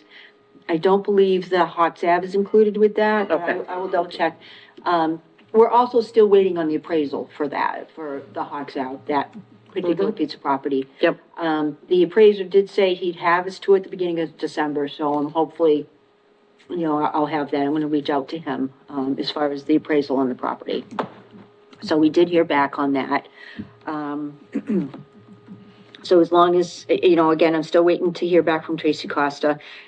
And again, just to remind people that the brownfields assessment was funded with a grant through the One Stop program. They did find contamination that exceeded the level of the DEP. So we were required to report that contamination. yes, What that does now is that basically it falls on the town's back to clean it up. We were awarded the grant to clean it up, for the money to clean it up. However, we are now not going to receive the grant because we're not compliant with MBTA. So that means the town is now on the hook for paying for that. So we will have an article for town meeting for paying the cleanup, because it's now reported with the DEP, so we're on the hook for that. Anyway, moving forward, hopefully we'll what's get the some good time news. frame that we have to clean that up? And have we gone back to take a look at, to make sure that there weren't representations made by, Hubble that they had cleaned that property up, that they misrepresented that they had cleaned that property up? Because I know I personally stood up at town meeting and asked that question before I was a select person. Well, from what I can see is the deed that was provided and the agreement says the property is as is. Where the contamination was found is actually underneath the smaller of the two buildings. The area that they cleaned up was lot 1, I believe, which is in the front of those two buildings, heading out towards the road there, the large roadway. So underneath the building. I don't know if that's included with the as-is. No, what we were told what? by their engineer, was that they had done a study about the likely flow of the contamination and where it would go, and I specifically asked about under the buildings, and I'm not it's not like I'm like a, fortune teller and I can see the future, but it just seemed dumb to me that we weren't looking underneath the buildings. And so now, lo and behold, it's under the buildings, which is no surprise, because I kept thinking, well, geez, if stuff leaked, wouldn't it leak in the building and be in the ground under the building? Again, I'm not an engineer, I'm not an environmental expert, but, You can look at all the agreements again. so Pretty what sure. time frame? If we are purely on the hook, and please I really think it would be worth legal counsel looking at the agreements to make 100% sure that we're on the hook no matter what, because we were told that that wasn't the case, at town meeting. We were told that the Hubble was cleaning it up, that it would be 100% clean, there would be no contamination there, and now we know differently. So I want to know, did any of the legal agreements actually say that? And then if we are in fact on the hook, if there's no wiggle room there, what time frame do we have to clean it up?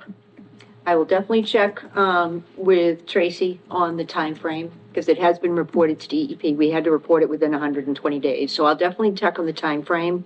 I'll gather whatever agreements that we have, and I'll send it to town council to look through, to see if they can find anything that might hold Hubble. And is there a way for us to perhaps reach out to Mass Wildlife Fisheries? Because they actually have an interest in us cleaning that property up too, because they're contiguous. So perhaps they could put some pressure on their brethren, and perhaps they have some connections on people that might be able to see their way to getting us some funding. I would very much like to clean that up, not on the taxpayer's back. If there is a way for us to get the state to pay for it, or Mass Wildlife Fisheries, or Hubble, or anybody else, I would like to get that done. I'll see what we can do, what I can do on that. Do we have an estimate on how much the cleanup? About $240,000. How much? $240,000. And the grant would have given us $237,000, which I'm sure we could have, gotten a quote to keep it within that grant. So that's what we're looking at for cleanup. But do whatever we can to see if there's any other avenues. that we I can feel explore. like if we reached out to Joan Pierce at Mass Wildlife Fisheries, she may have some ideas. They have got to be concerned about it. I know they were very involved and very, sort of like helicoptering when Hubble was doing the cleanup. They were at all the hearings and very because, what happens there impacts their property. So, Yeah, so we'll definitely start looking into that and seeing if there's any other avenue we can look at, definitely. All right, so, all town departments have received the memo and the budget calendar, so they're all assembling, the budgets. The instructions that we gave were apart from contractual increases, basically no increases for any other employees, apart from contractual increases. So they're going to be assembling the budgets. They're due by January 10th. So as they come in, Eric and I will work with putting together the budget, and we'll get it to the select board as soon as we have all those numbers. I submitted a grant application to Maya, which is not, the MBTA doesn't impact this at all, for basically funding for the EDR program, which is the endpoint detection and response, which is it's the cybersecurity program that monitors all our devices for any kind of cyber attacks and detects it and responds. So I submitted an application for the 2 years for that program. The first year is being 50% funded by Plymouth County, so they're funding about $4,800 of it. The second year would be on the town, which is $9,600. So it's a total of $14,400. So I did put in an application for a grant from Maya for that amount. So I'll just wait and see. Hopefully we'll receive that and get that taken care of for the 2 years. that'll be great. Yes. And so today there was a, new railing installed over at the senior center by the walkway, which will discourage people from walking across the little foyer path out there that tends to be very slippery. Yes. So, I understand the new railing is it's very classy, it's very nice, and it will also help people that need that little extra stability as they're walking in there. So, congrats to Charlie for doing a great job with overseeing that and putting that project together. And also too, this is the best news of all. So I'm happy to report that all of our 4 ARPA applications with Plymouth County have been approved. So that includes the fire department, the class 5 ambulance, $74,282. Our catch basin repairs and rebuilds for highway, $50,000. Pratt Place culvert replacement construction, $727,813. And food pantry expansion, updating, including landscaping, $125,000. That's a total of $977,095. Great. Dollars. Which that reflects the paper we had last week, saving the taxpayers an average of $768 annually on their property real estate bills. So that's based on a property value of $499,873.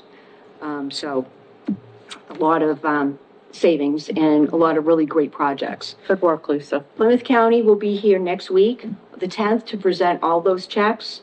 And hopefully we'll get some of the representatives from the food pantry here, because the $125,000 will be given directly to the food pantry. And then we will assist them with coordinating the projects and things like that to make sure that they have all the assistance that they can need, to get that pantry updated. It includes some updates to the building, painting of the building, new ramp, new stairs that go into the other area where they have some additional items and things like that. So, and landscaping that can help really give some more privacy Now, to the what's the entrances. thought process of giving it to the food pantry? That's what that's what Plymouth County is requiring. Because that's going to drastically change the reporting for the food pantry, because they're going to have to acknowledge that as income.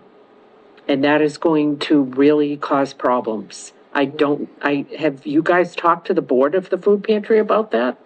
I did let the food pantry know about it, but this is the way, because the building is town-owned, the only way that we could get the only way that they would approve the application is for it to be made out to the food pantry for these updating projects. Well, let me play the devil's advocate. What if the food pantry takes the money and never makes the improvements? That doesn't make sense to me. Well, that's where we would come in, where we would But you take the can't lead. do anything about the food pantry. They're a nonprofit. You can't control what they do with that money. So if somebody, and again, I live in worst case scenario because I do compliance all the time, so I'm always thinking this way.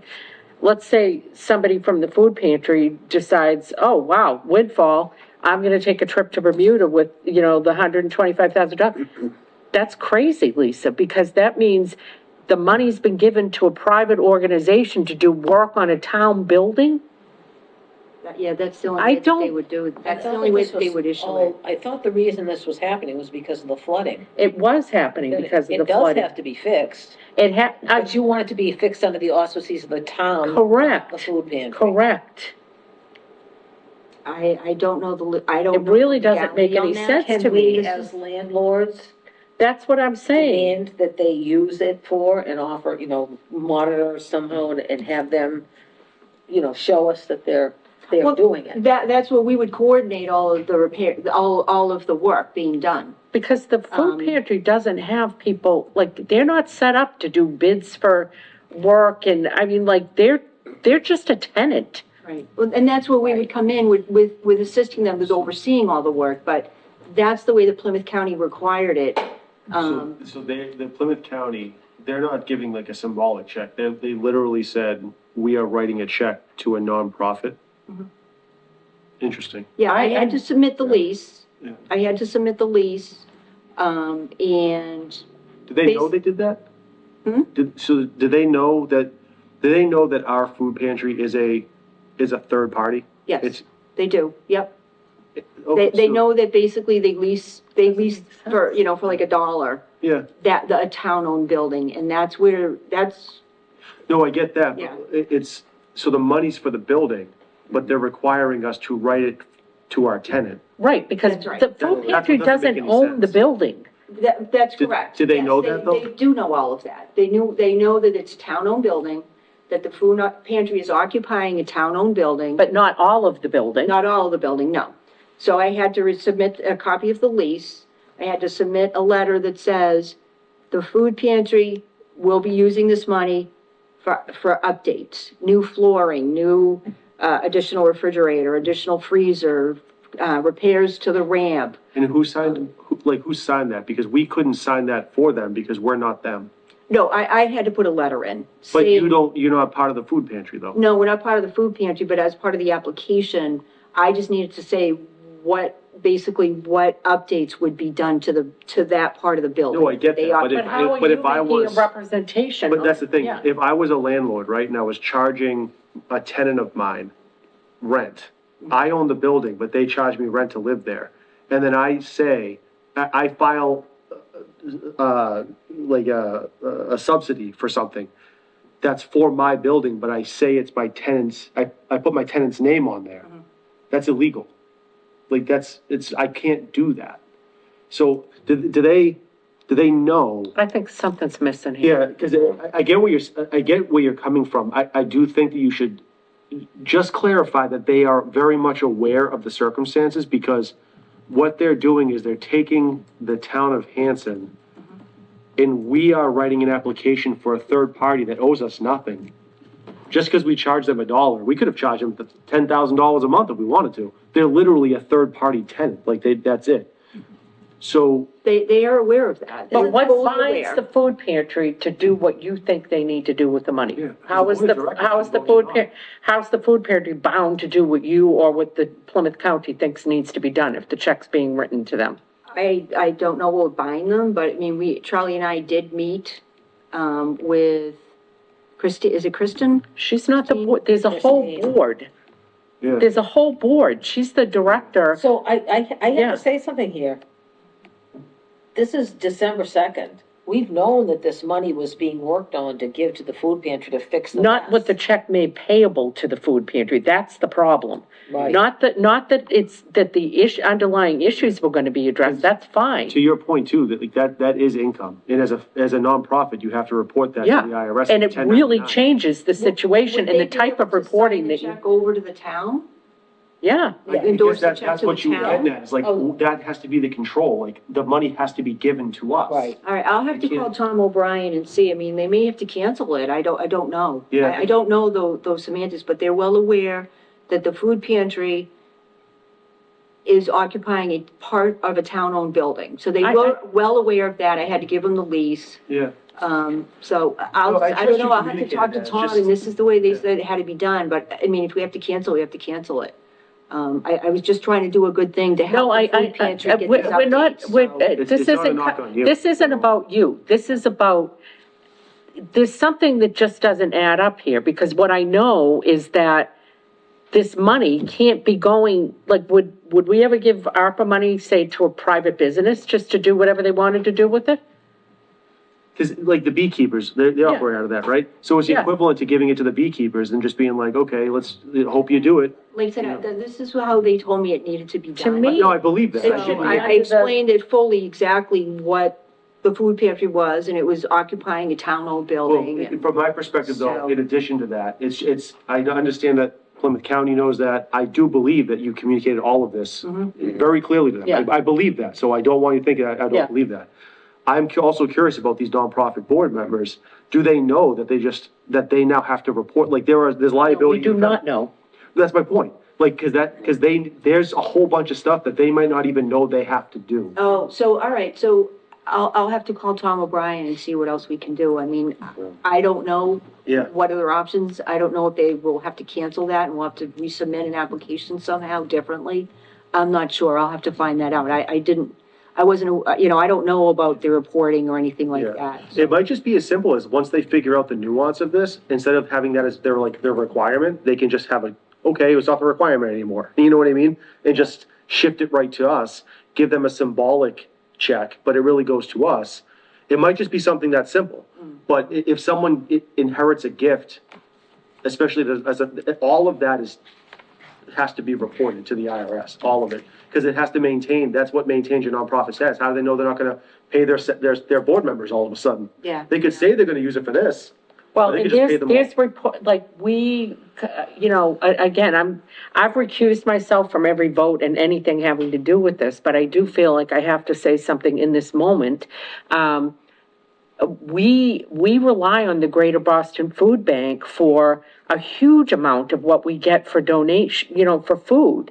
If we suddenly report that we've been bequeathed $125,000, a lot of the things that we're eligible for as a food pantry that we rely on to be able to give people the food that they need, the clients that they need, we may not be eligible for anymore. So there's all kinds of unintended consequences of a nonprofit recognizing a $125,000 income, which really is an income. It's intended to be used in a different way. But you know, I think it even subjects us to other additional filings, you know, because like if you're under a certain. It's 500,000, so Yeah, you don't have to worry about yeah. it just yet, but you still have to report it. The issue for me is that it's a town building, it's not for the food pantry, it's for the building that the food pantry's housed in. Stuff, right? I mean, that is theirs. But it's not just for the food pantry, because That's my point. there's other things in the building that need to It's be not addressed. for the food pantry, But this it's for is the just for building. the food pantry, no other part of the building, this is just. Well, I thought there was HVAC stuff that was being done, like, you Well, know, mini splits, just That's for for the them. food pantry. That's not for upstairs. That's not for, yeah, just for the food pantry. Does the food pantry own that portion of the building? they don't own it, they lease it. No, what we're talking, that's why I'm saying that, because that's not the food pantry. No, That's the building where the food pantry is Correct, housed. right. That's a very important difference, so. And it isn't even the whole part of that building, because the upstairs is occupied by a different tenant, so it's just a certain portion. Yeah, that's my point, like, it's, Everything is for that certain portion, like, they don't have any air conditioning or heat, correct? So mini splits would be just in that section. Well, there's heat, they have yeah, there's heat, there's heat.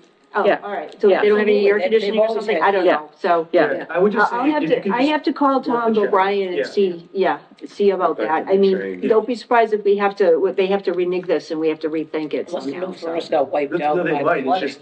yeah, I You get think two that's options. why, Yeah. yeah.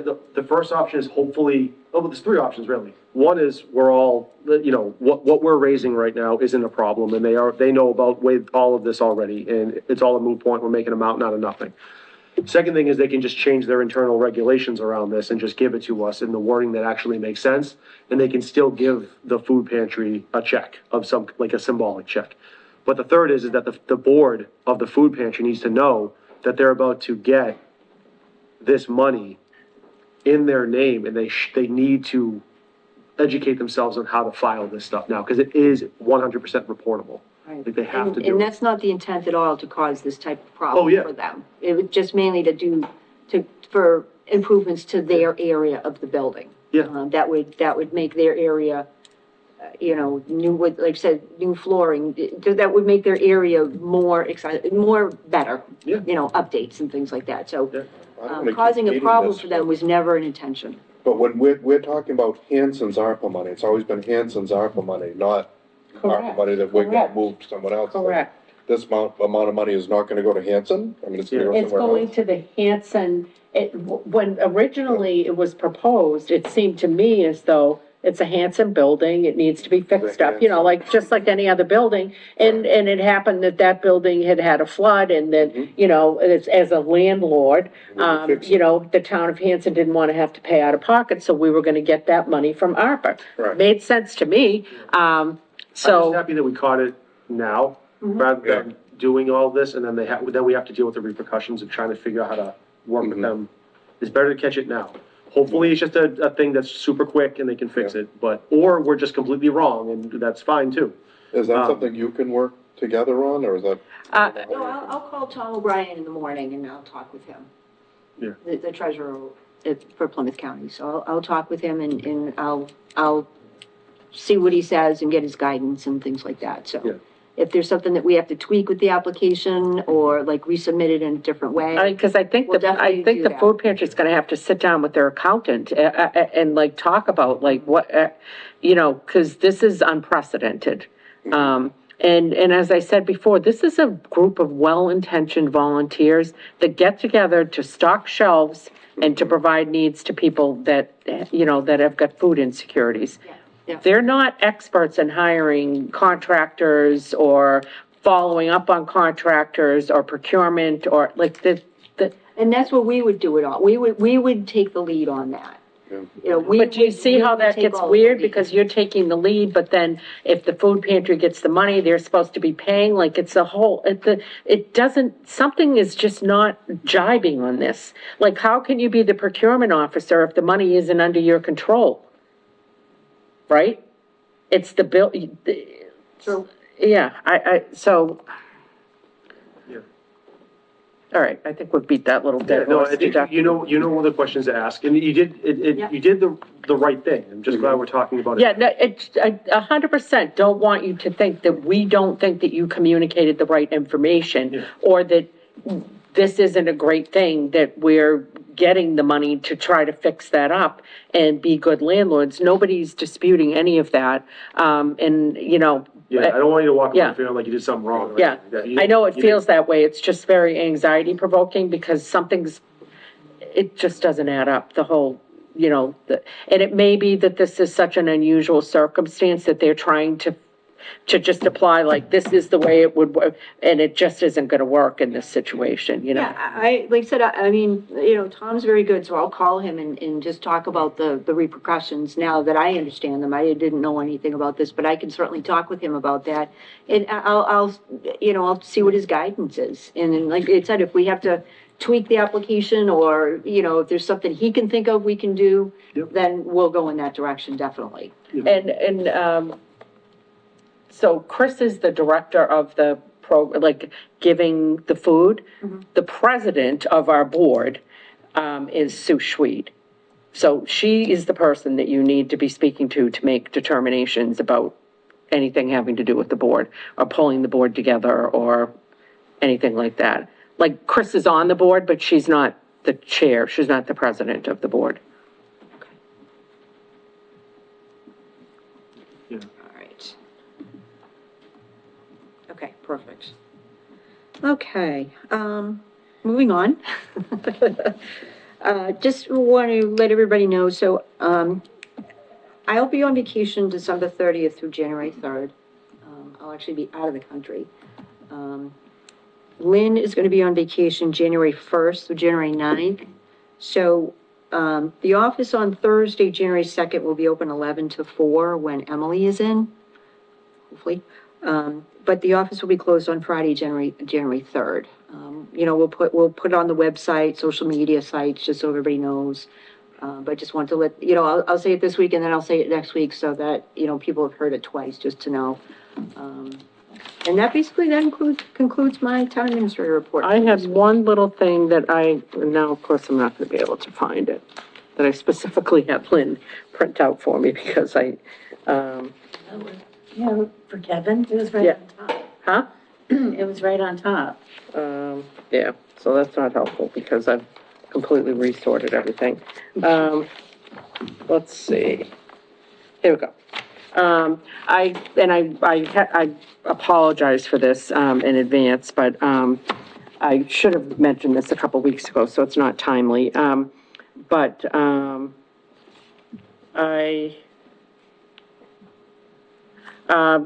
got a note from, Robbie O'Brien? yeah, Robbie O'Brien. It's, what's throwing me off is the date on, anyway.